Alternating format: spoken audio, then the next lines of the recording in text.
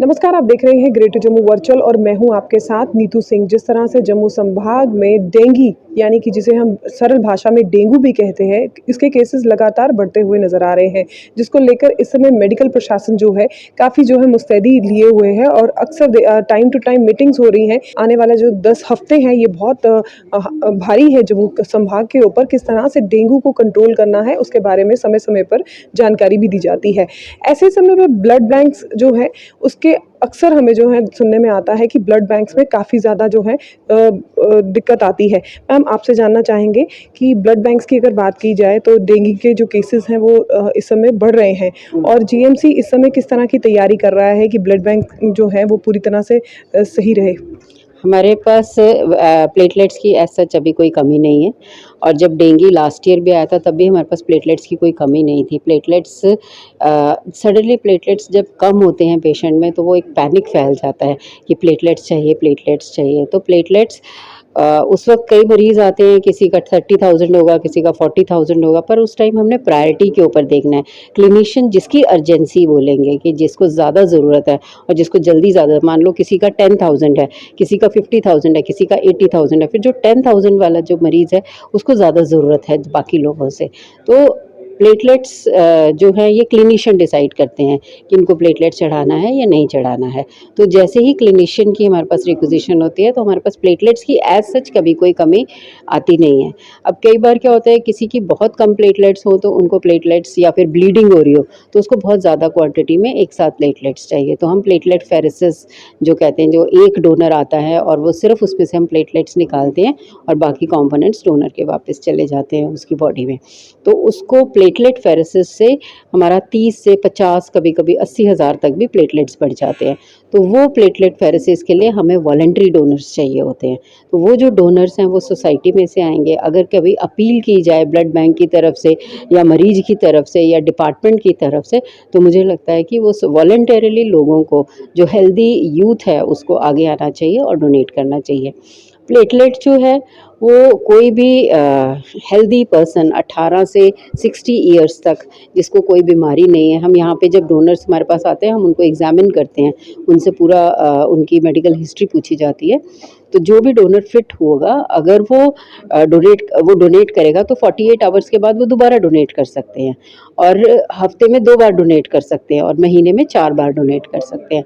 तो इस तरह से ये रिपीटेड, जैसे ब्लड हम डोनेट करते हैं तो उसके 3 महीने बाद हम डोनेट कर सकते हैं, पर प्लेटलेट हम बार बार डोनेट कर सकते हैं।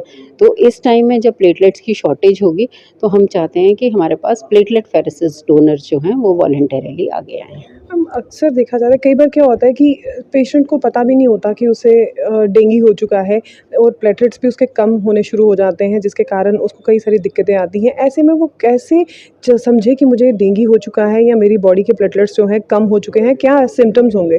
उसको एक तो फीवर होगा और बाकी बॉडी एक जैसे वायरल फीवर होता है उसी तरह से होता है। इसको ब्रेक बोन फीवर भी कहते हैं कि बोन्स बहुत शरीर में दर्दें होती हैं।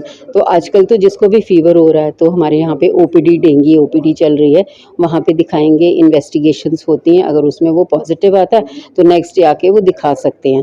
तो उसके बाद फिर जो भी कंसर्न क्लिनिशियन होगा वो उनकी कंप्लीट इन्वेस्टिगेशंस वगैरह जो भी होगा वार्निंग साइन के हिसाब से वो अपना उसको असेस करेंगे। उसको एडमिशन की ज़रूरत होगी एडमिट करेंगे, नहीं ज़रूरत होगी तो उसको ओपीडी बेसिस के ऊपर ही ट्रीटमेंट चलेगी।